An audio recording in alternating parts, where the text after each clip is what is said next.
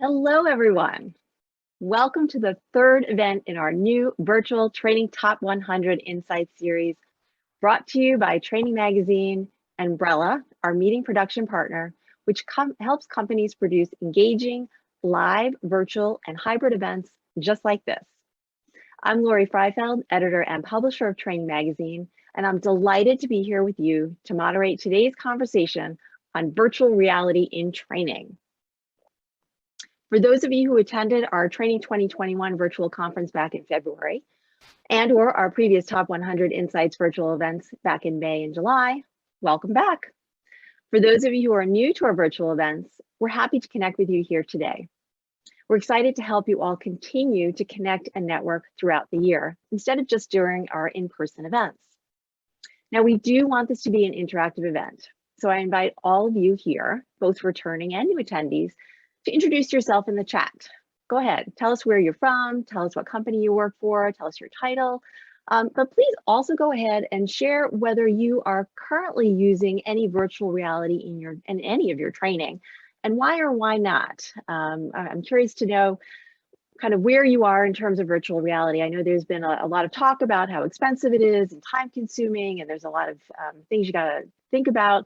So we really wanna know kind of where you are in terms of virtual training, using virtual reality in training today. So go ahead and put that in the chat, and let's get to know each other a little bit before we get started. As you're doing that, I'll give you some information about today's session. Our two panelists are going to talk about how they've incorporated virtual reality into their training, along with some of their lessons learned and some best practices and a few videos too. One of our panelists here today is a Training Top 100 Hall of Famer, they're Verizon, and the other Haskell is a Training Top 100 winner. For those of you who are not familiar with our Training Top 100 Awards program, it recognizes excellence in employee training and development.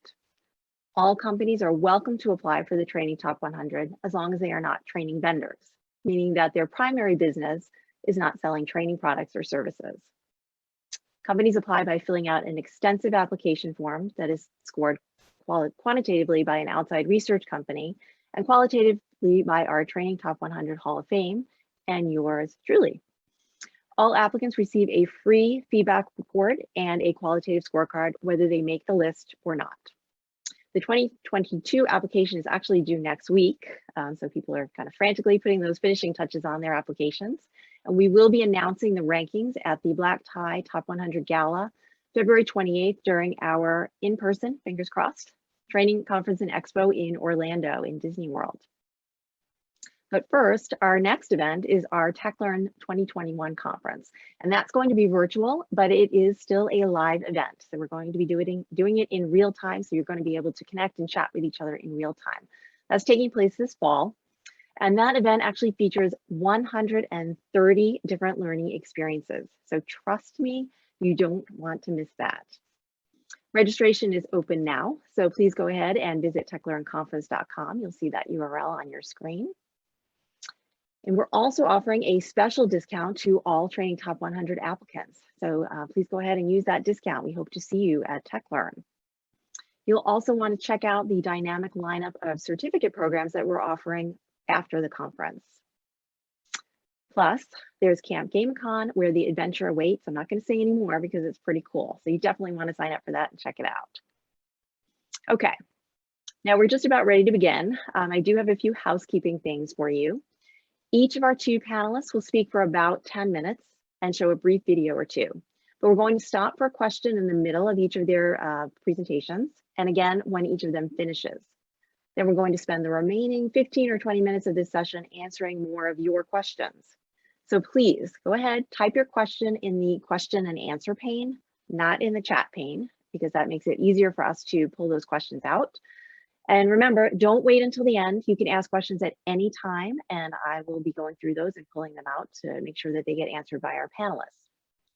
But we also encourage you all to chat and connect and share your best practices with the group in the chat pane during the discussion. So this is really all about a conversation, and we want you to be talking to each other and sharing your ideas and your feedback and your thoughts and your input and what's going on with you in terms of virtual reality and using that in your organization and kind of sharing so that you're not just learning from the two panelists, but from each other here today. So the Q&A today discussion will end at noon Eastern, and let's just get this conversation started. Please welcome our first panelist, Brian Bannock. He is the Principal Engineer, Technical Project Management, Learning and Development at Verizon. Welcome, Brian. Thanks for having me, Lori. How are you? Good, thanks. Thank you.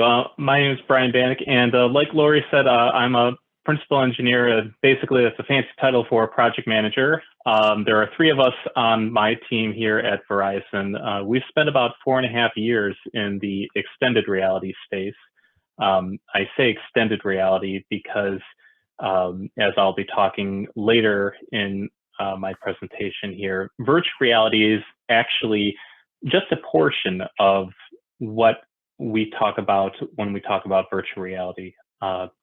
There's a lot that goes into the extended reality space, or XR. It's multimodal is what I want you to think about when we're talking about the extended reality space or virtual reality, when you're thinking about trainings that you're putting together.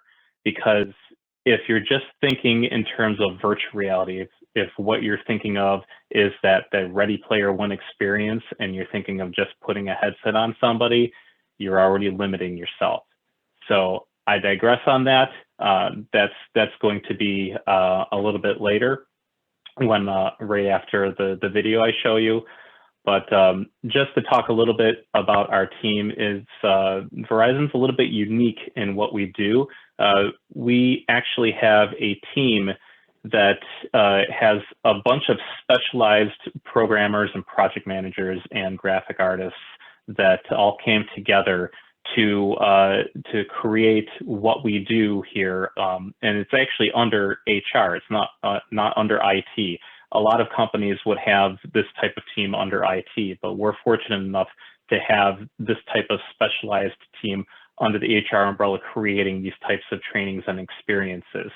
And you know, you don't find that a lot in the industry, at the very least in you know, what we do. So you know, it's very unique, and I'm very proud and happy to be where I am today because of that.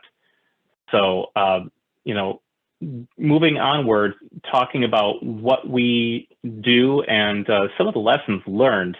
You know, what we've been doing is putting together the trainings and the experiences in virtual reality. Up until this point, we've been building these experiences, and you know, COVID hit, and COVID kind of threw everybody for a loop.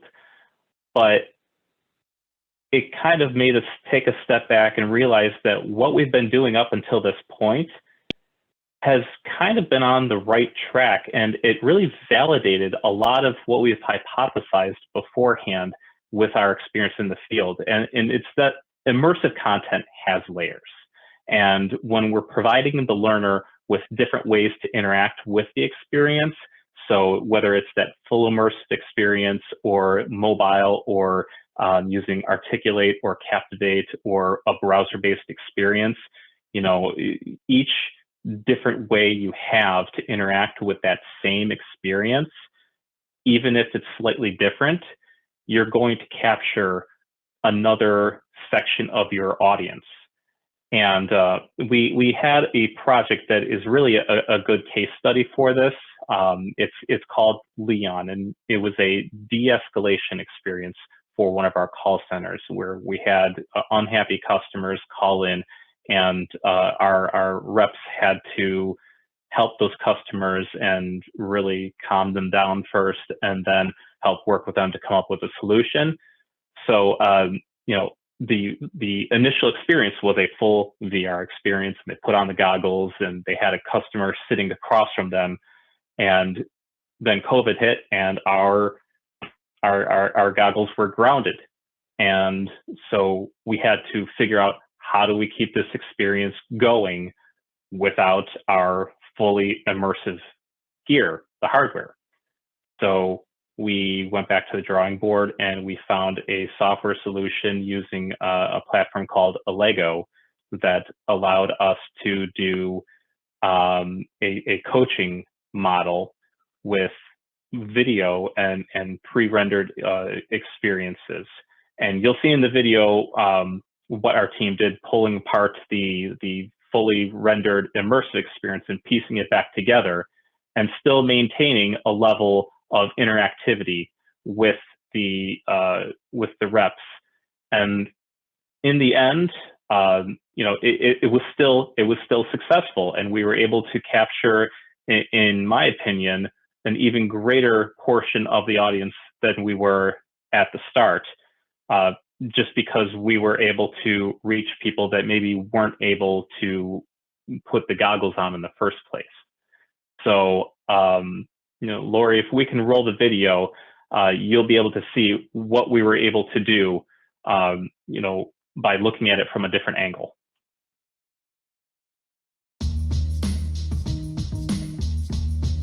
The Leon Learning Program, created by Verizon, is a unique soft skills learning program focused on creating positive customer outcomes. This unique program used a blended approach leveraging an in-person classroom-based workshop that included 2 VR role-play simulations with talking avatars. There, learners interact with an unhappy customer and attempt to use the Leon method and skills taught as part of this program. Then, the COVID-19 global pandemic changed everything. Employees began working from home. The notion of strapping a VR headset to one's face in a classroom setting quickly became unrealistic. Virtualizing the program content was doable, but incorporating the impactful face-to-face VR roleplay exercise seemed impossible. Once it became clear that placing VR headsets on learners was no longer an option, questions about the sustainability of the entire program arose. Due to the success Verizon experienced with the original program, the decision was made by the Verizon Learning and Development team to virtualize the program for a remote audience. To maintain the integrity of this valuable roleplay exercise, the team knew quickly it wanted to make use of its asynchronous learning platform known as Lego. This platform allows learners to respond to brief videos or written instructional prompts using their own video response submissions. These video responses could then be reviewed and scored by a manager, peer, or coach at a later date. The decision was made to lean on the expertise of the VR team and rebuild the video scenarios in a CG environment. Normally, CG work of this nature is a painstakingly slow process, requiring many hours of programming and manipulation of the virtual characters. Fortunately, the VR team was experienced in using the latest advances in motion capture technology and VR production to recreate the avatars from the original in-headset experience, with only the original audio assets to base their work off of. Within 2 weeks, the team had built a solution that provided over 24 prompter video clips, as well as assets that could be reused in the immersive VR format once the pandemic subsides and the VR devices can be used again. These videos were strung together in a Lego, allowing the learner the ability to participate in a virtual roleplay activity remotely with the lifelike avatars without the need for specialized VR equipment.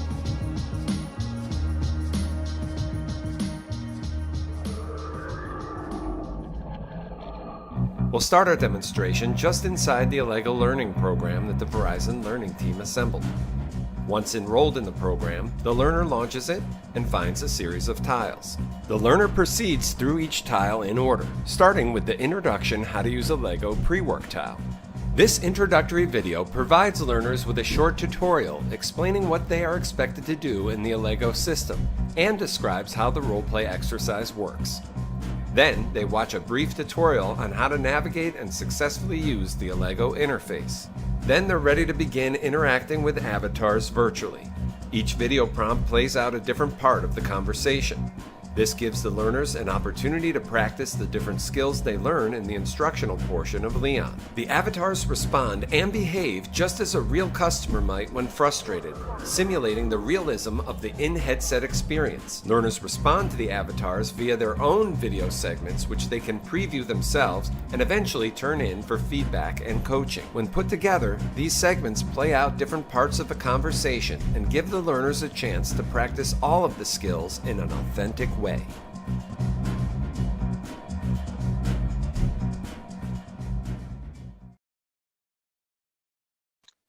Perfect. Thanks very much, Brian. That was a great video. I'm going to send a question over to you. One of our attendees was curious, why was that program grounded? Was it because it was in a classroom setting originally and there were coaches? Because, she was saying that they actually were saved by having VR in their training because they were able to send the units out into the field and they didn't have to stop their particular program. So what was it about your program that kind of COVID put those restrictions on? Yeah, so when we were doing this Leon program initially, it was a classroom-based training, and we had one trainer in a room with about 10 or so employees with the headsets on at any given point in time. So it was in a big call center, and it would be closely monitored. So we weren't able to ship the headsets around from country to country because it's an international thing that these call centers were based in. We had them in a bunch of different countries, so the logistics alone of it were very difficult for us to work around because of COVID. Especially when we're dealing with countries such as India and the Czech Republic. There's certain restrictions put in place that we actually had to use different headsets alone, which threw a wrench into some of the program that we had to do. Perfect. I'll let you continue on.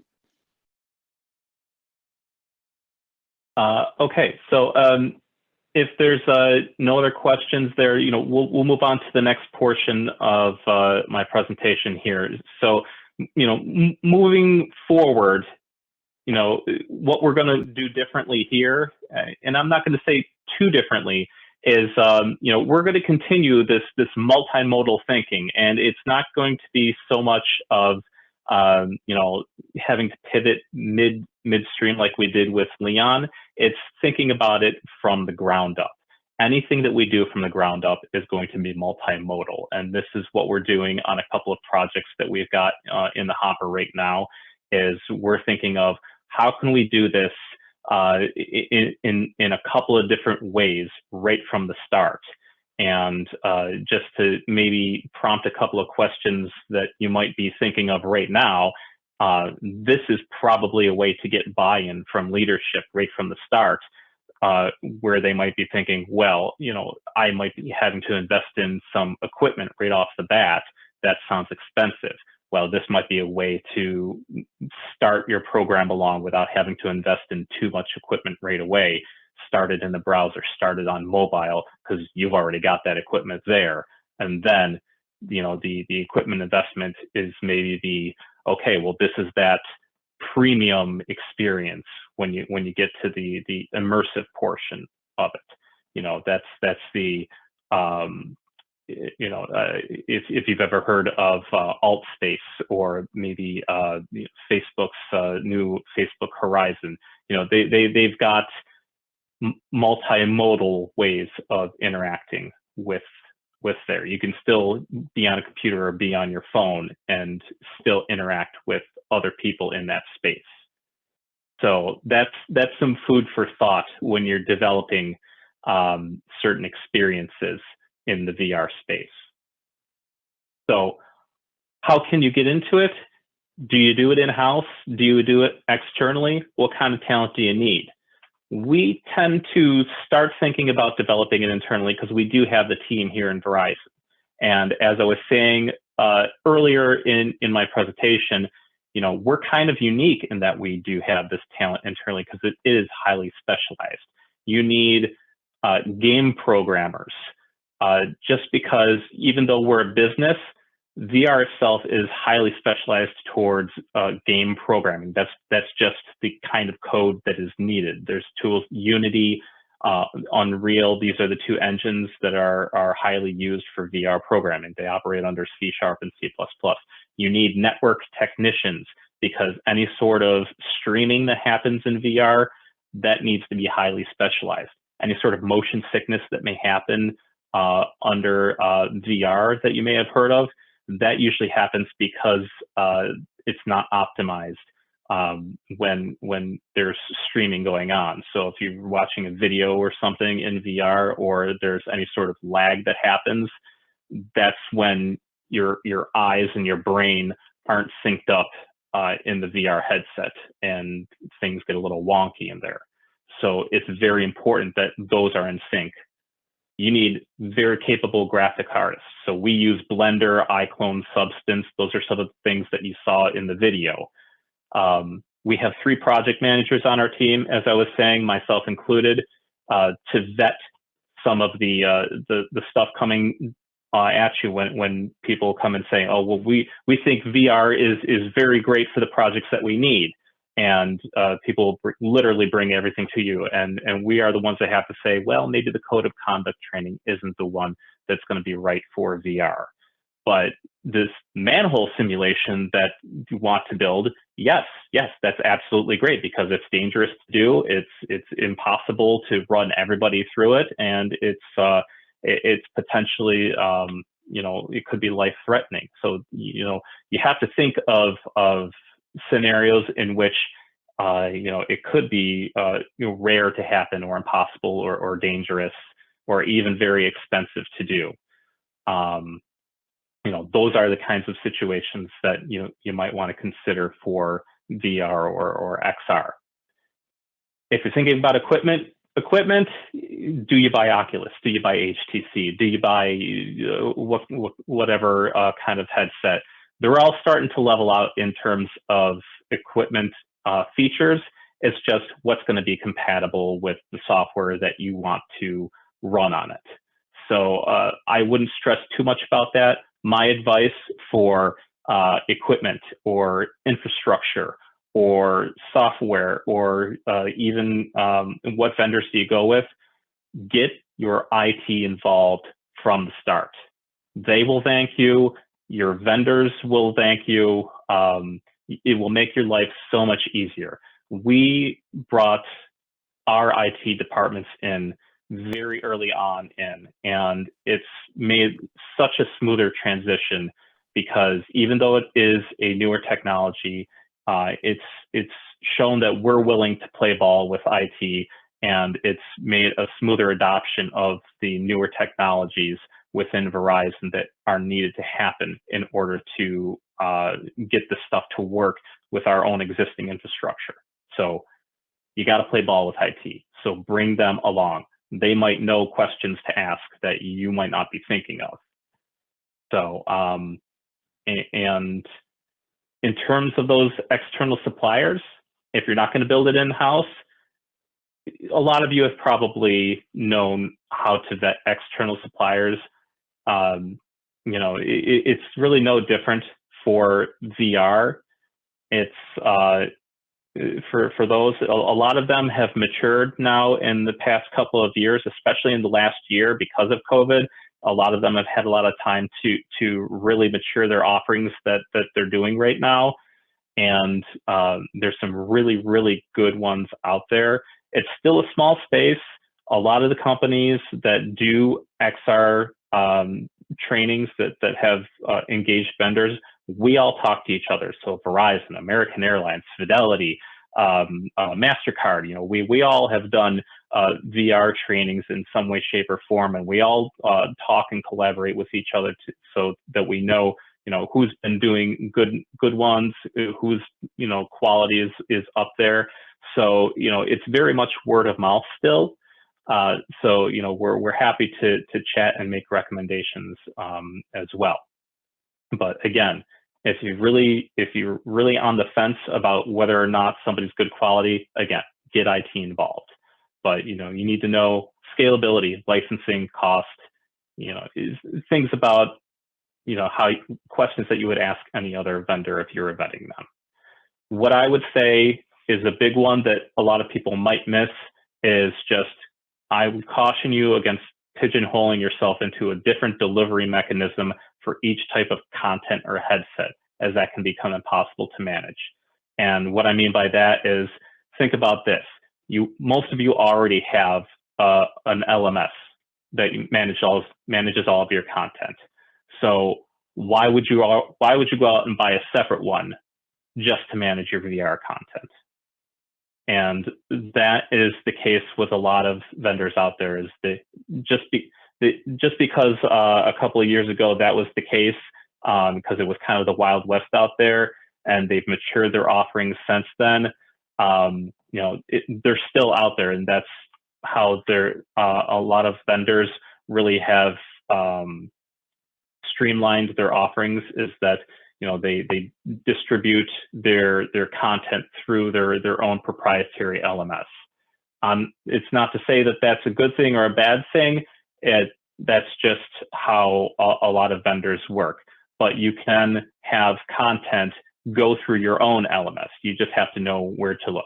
So again, bring IT. They're going to help you make correct decisions for your own infrastructure.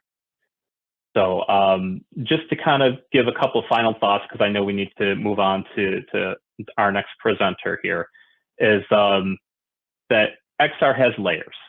Not everybody needs a headset to be immersed.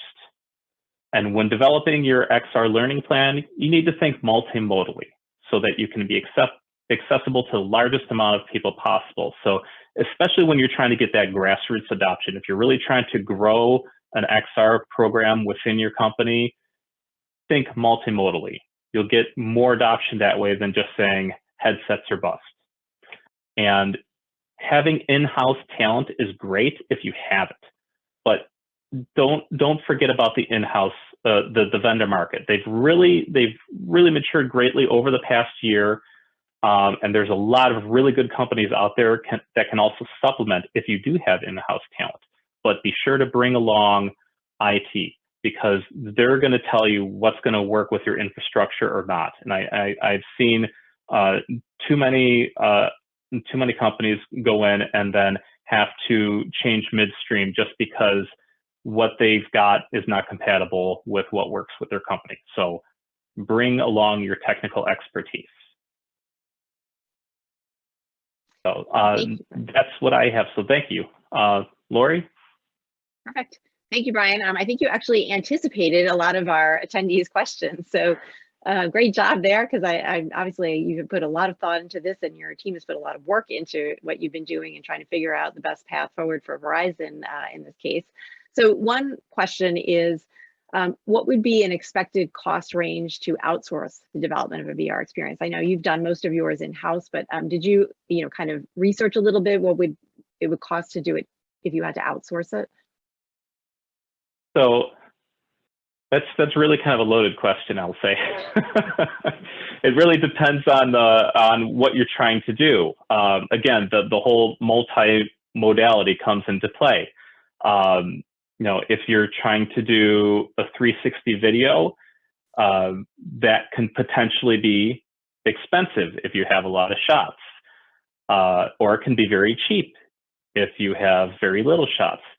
If you are doing a full VR simulation, it can be potentially very expensive if you're trying to build the next, Half-Life Alyx, or it can potentially be very cheap if you're building just a very tiny simulation.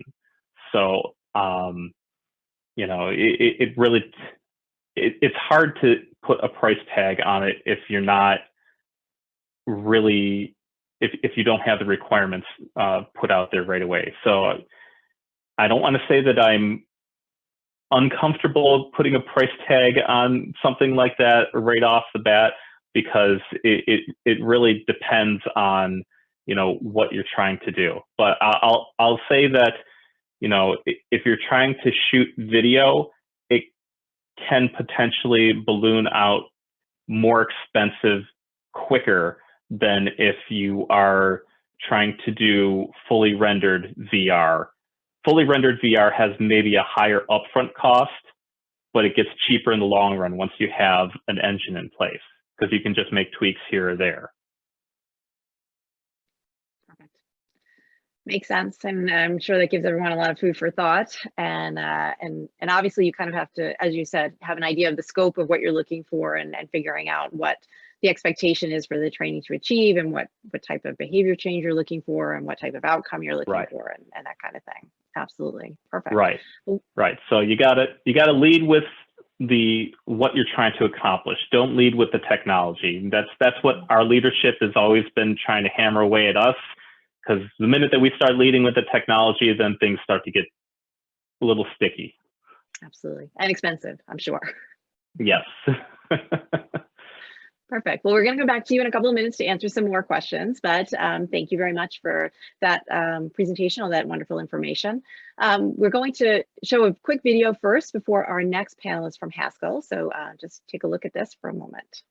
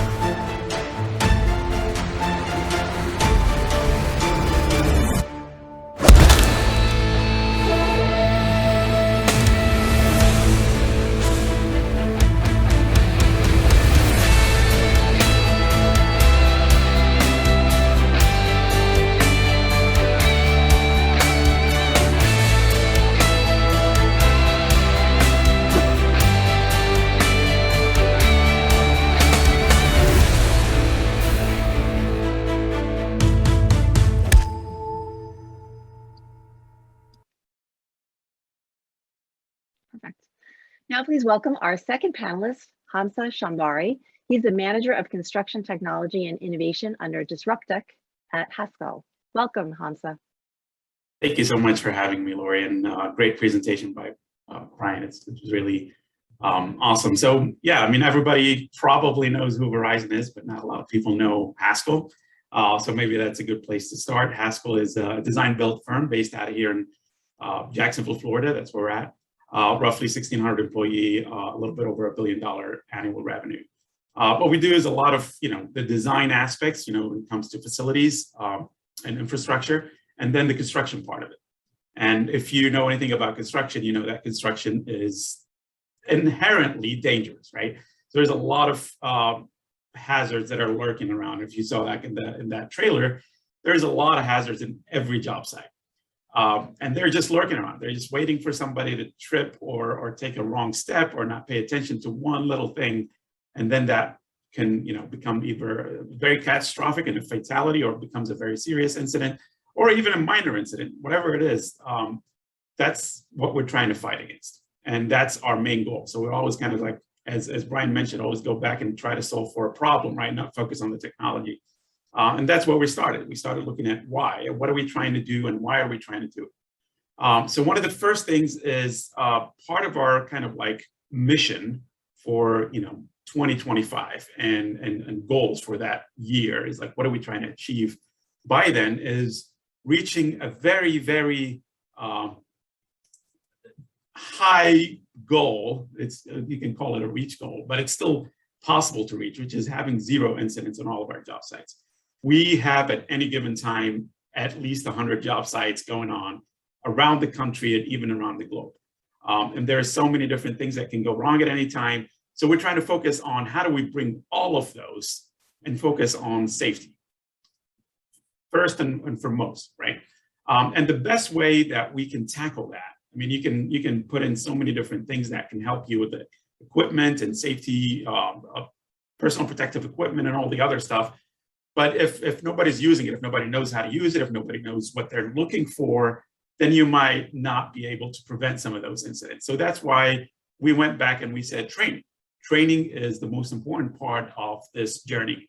In order to get us to 0 incidents by 2025, we need to focus heavily on training. We need to provide training that is targeted. So in order to get to targeted training, first we had to understand what are incidents that are occurring looking like today. What are the causes of them? What type of incidents? Where are they happening? Which team members have the most incidents in terms of, who of our trade partners we're working with and which geographical location. So there's a lot of data to collect and analyze and understand why are these incidents occurring, which ones are occurring more than others, and then specifically target training to tackle those, right? And then deliver that training methodically to the people that need it the most. But then this is kind of where we looked at maybe deliver the training in VR. But again, still that's still a very experimental thing. There's a lot of people that are, there's a lot of pushback, especially from the older generation that, that are not going to strap a headset on. Let me just put it out there, be absolutely candid with you. So we left training to be kind of as it is, mostly videos, mostly kind of like in-person training. But what we try to focus on with our VR application is actually the assessment of that training. So once we deliver the training, now how do we know that the people that took that training actually had, the knowledge transfer that we were looking for? And then down the line in 3, 4, 6 months from now, how much of that knowledge are they retaining? And we tried everything. We tried like paper-based, we tried, just another forms or a questionnaire, calling people, telling them, hey, remember that training that you took? How did it go? Do you remember any of this part, that part? But none of it was engaging. None of it gave us that, insight on how effective is our training right now. So that's when we went to VR. VR is an immersive experience. You put somebody in a virtual job site that is mimicking the actual job site in terms of, what's going on. There's a lot of activities. There's a lot of people, equipment, trucks, things, noise, all of that stuff that's going on. And what we're asking our users to do is when they get into that VR experience, just look out for hazards. We're not asking them to kind of like correct it or do any work in there, right? That's the first part that somebody's going to want to do is like, I need to get to work. It's like, no, be on the lookout for hazards. If you see something, say something. That's the best, slogan that we have internally for specifically for safety is like, if you see a hazard, you need to say something, even if it's not pertaining to your own team, if not affecting your own work, you still need to say something. So because we're all in it together as a team, we're trying to keep each other safe. Look out after each other. So that's what the VR application, and in essence, is what we're trying to achieve with is look for, like when our folks get into this virtual job site, do they actually see that hazard? And if they see it and they click on it, do they know what type of hazard? So we're not asking them, how do you solve it? How do you mitigate it? How do you eliminate it? We're just asking them, like, what type of hazard is that? Is that like, could that be a combustible thing that can, go up in flames? Is it like a slippery slope that somebody can get hurt? Is it like, so that's the stuff that we're trying to kind of get them in it. And we've had some great success. We started on the Vive Pro, because that was our first unit. And then that was really hard to get to the job site, because if you know anything about the Vive Pro, it's like you need to hook it to a computer. But that's why I love my Oculus Quest right here. So I have my Oculus Quest 2, it's a standalone headset. So you don't have to worry about logging your computer with you or any other equipment. You just take that headset, ship it to the job site. I don't even need to go there, and just get somebody dedicated to put everybody in that experience. And part of it is all of that data that we're collecting from all these virtual reality sessions, we are logging in the cloud, right? Using Unity Analytics, looking at that and making it feed back into our first part of this continuous safety improvement program, which is, collect the data, analyze the data, target training, and then assess your training. But that assessment is also going back and feeding into the data. And it's always continuous. There's like not specific phases that you're always trying to do at certain times. It's a continuous cycle of always trying to find, what are we doing? What type of hazards are happening on our job site? How many people kind of got onto that VR session? How many did not recognize that specific hazard? And all of that feeds into our targeted training program. I would love to show another video just about how did we take it to the job site and what kind of feedback we got initially. So I'll let the video roll and then we'll take it from there. I've been working for Haskell for a year and a half. Llevo trabajando 13 años para Haskell. Probably around 25 years. Nunca he escuchado sobre la realidad virtual. I've seen it on TV. When I think of VR, I think of games, and you don't really think about the real world and how you can tie it into learning about the safety of your surroundings in the real world. So I'm excited to try it out.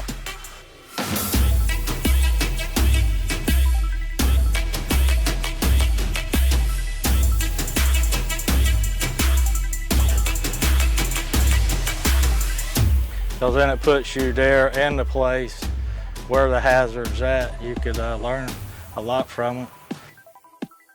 All the objects were real, and you could actually choose exactly what the issue was with that problem, and there's multiple problems that were all different and could happen on any job site.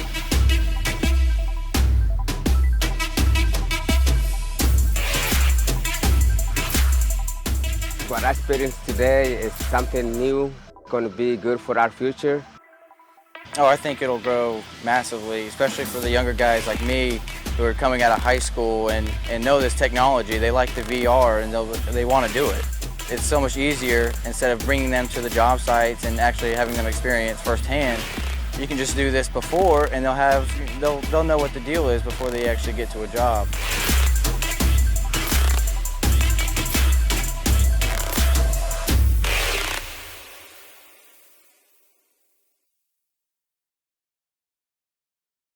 Great feedback, Hamza. I love that. And actually, one of our attendees really loved that first video that you showed too. So they were asking if we can send them the link to that. So if that's okay, just let me know and we can include that when we send out the link to this recording.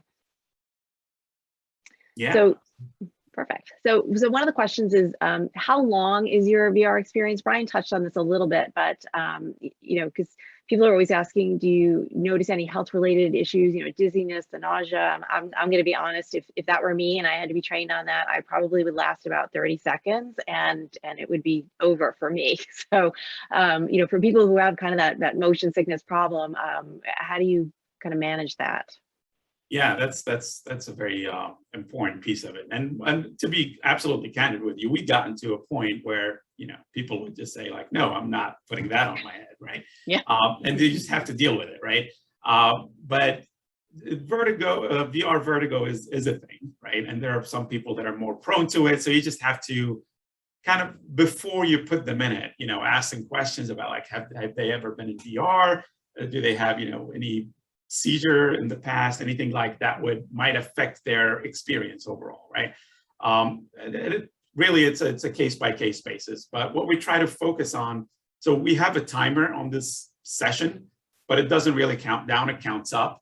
And we try to kind of maintain maybe 10 to 15 minutes per session, because that will give us, that's enough time for them to walk around this virtual job site and find, the 16 hazards that we have there, right?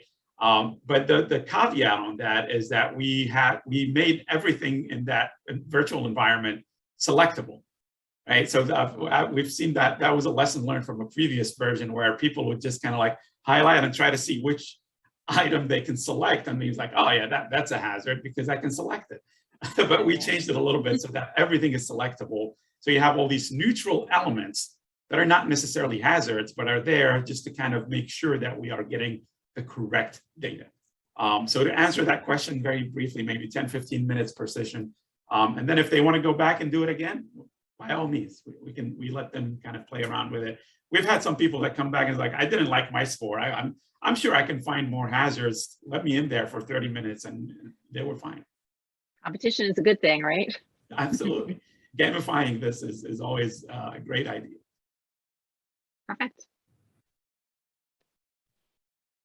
Awesome. So yeah, that's kind of where we're at. We've piloted this for in several projects. We got a lot of feedback, and if you've done anything related to such applications, like one of the first feedback we got was like, hey, I don't really speak English. Can you do this in Spanish? I'm like, yeah, that's easy. But other stuff which were more difficult to achieve, which is like, can I see my specific projects in this VR world, not this random virtual world? And I'm like, that's going to take us a while to customize each session to be for that specific job site. It's just, it's a lot of development for each level to get to that point. But the other stuff that we had was like looking at not only the number of users that took it, but also what are their roles, kind of what are their level of expertise on the job site. So we have the superintendent, that's, you know, your main manager, that's the person that's controlling the entire job site. And those people did the best, right? They always are looking for such hazards, so they always score the highest. But then you have the journeymen, the people that are just starting their journey as apprentices within the job site. Those are the people that did the least. And of course, those are all things that we expected because they don't have that experience. They're not looking, I mean, you can give them training, but they'll have to see it in the real world environment before they can actually, you know, recognize it. But what we found was a little bit intriguing to look further into it, which is like our lead foreman or our lead kind of team leaders in general were scored even less than the apprentices. And that's something that we're still looking into, is like, why is that happening? Is it like because they're heavily focused on directing people to do work rather than actually looking for hazards? But that's what we're trying to focus on right now, is like those team leaders need to have way better, way higher training, more aggressive into like, you know, look out for all these different hazards and alert your team members and any other team member too on the job site of such hazards. We're still continuing to work on this. We are, this is the third iteration that we had worked on Unity as a gaming engine. Ported it on the Oculus Quest 2 was the latest one that we had. We're experimenting with the Vive Focus 3, which looks to be having much higher specs, but it still comes at a higher price range. So this thing is only like a $300 headset. And yeah, the sky's the limit for this. We'll keep kind of continuing to develop on it and see where we can take it and how much further, how much better we can make it, and what is the data that we're going to use it for, and to achieve that ultimate goal of 0 incidents. Back to you, Lori. Thank you. We had a couple of questions related to how you're using the analytics and how you're getting them into the LMS. And so, you know, are you using a specific program to analyze the data, and does it automatically go into your LMS? Is it you know, something that you are able to kind of connect that? Currently, no. Currently, because they're separate, because we're developing in Unity. We're relying heavily on Unity Analytics, which is cloud-based. You don't have to plug in the unit to extract that information. Anytime somebody finishes a session and they click done, there is that, you know, the screen that shows them their report, so to say, and how they scored. All of that information is immediately being uploaded to the cloud, being given that, you know, the Oculus is connected to a Wi-Fi. But right now it's not connected to Cornerstone. That's what we're using for our main LMS. And that would be a future development. Like, how do we tie that data in here? But right now it's all kind of like being done in the, you know, back end, and then being fed back into our technical training team to say, here's where you might be needing to focus on in the next phase. Excellent, thank you. Brian, I'm going to bring you back into the conversation. So thanks again for your presentation before. A couple of questions. One is, what benefit do you think that VR or even AR has over an interactive scenario built through a program like Storyline or Captivate? And kind of, I guess, a corollary to that question is, why did you choose to create VR over an interactive simulation where, you know, participants kind of choose their own path, like one of those branching type scenarios? So if I understand correctly, it's why did we choose VR over traditional 2D based training? Yeah, some sort of, so like an interactive scenario or a branching where it's kind of, you know, you could do this, that, or that, and why, you know, you choose this path, or you could do that path kind of thing. For a couple of reasons. The first and foremost is that VR, it has more of an emotional and a visceral connection with the learner. And we found this out pretty quickly when we did our store robbery simulation.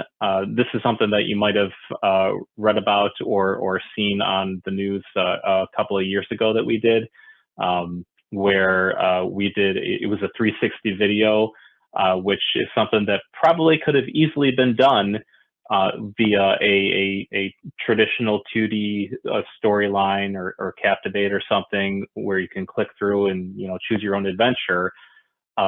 However, we did it in a fully immersed setting with a VR headset, and it's something where it's one thing to see it on a monitor. It's another thing to see a gun pointed right at your face like that in a VR headset. And that's the feedback that we got when interviewing the participants right afterwards. So I would have to say immediately it's that emotional connection that you get when you're in VR. Secondary to that, it's you get if it's a physical type of training, then I would have to say that you get that tactile sense. So certain headsets that you have now have hand tracking that you can do, but even with the controllers, you get a haptic sense, or you can got gloves now that you can do. So I mean, there's a couple of ways that you can interject certain tactile elements, even if it's a choose your own adventure type thing, that you have flexibility to do more than just a traditional 2D based thing. So I would have to say that there's a lot more flexibility with it. Good. Yeah, and I may add to that too, if you don't mind, Lori, is Absolutely. the immersion side of it, right? So we tried everything. We tried like the paper base, we tried like the different form with the branching and all that stuff, but you don't get that level of immersion. You don't get them to buy into what you're trying to get them to see, right? It's just that immersive world that the VR creates. It really does wonders. And Hamza, while I have you here, that one of the questions was asking about, have you seen, kind of learning and retention increase since you've started doing this? Because, we all know everybody, they do the fun kind of gamification thing. They find all the hazards and, 2 weeks later, it's like, oh, we just had a safety incident or this happened or that happened. So have you compared, kind of your previous training or using it for assessments, the old way they used to do it versus this using the virtual reality side? I would love to say yes, but we're still early on that because we're still getting there, right? We're still kind of putting it out there. We're trying to get more feedback, more analytic, more data in order to actually validate that. But we haven't gotten to the point where he said, yes, we're actually having more knowledge retention and knowledge transfer just because of this. But we are conducting an efficacy study right now as we speak with Texas A&M University and trying to get that on a statistical level as well. Excellent. Brian, I'm going to throw the same question to you. Have you seen any change in learning and retention since you've been doing this? I would like to say that that's a hearty yes, but again, I'll give you kind of the same answer. We've got our internal teams working on crunching those numbers. I don't have them directly in front of me, so it's something that if I can get a hold of them, I can get back to you. But I don't have a solid yes or no. But from what we've anecdotally seen, it is something where even we're at this point, still we're almost 3 years out from when we did that store robbery simulation, and people are still talking about it to me. So at this point, people still remember it. So anecdotally, I'll say yes. And just out of curiosity, do you actually survey your learners to find out whether they would prefer to learn in this way? If this is something that they're interested in versus a traditional classroom or just, a self-paced module or looking up something on their phone. We all know these days everything is Google this and YouTube that, and but is this something that you find people are actually kind of embracing and engaged in? Do you find it's the younger generations that are more interested in it? So it's kind of a threefold question. Brian, go ahead. I'll let you start. So you would think that, but I've actually seen that it's across all ages that people are interested in. I mean, you know, yes, there are people that are apprehensive, even from the younger generation, people that are apprehensive about getting into VR.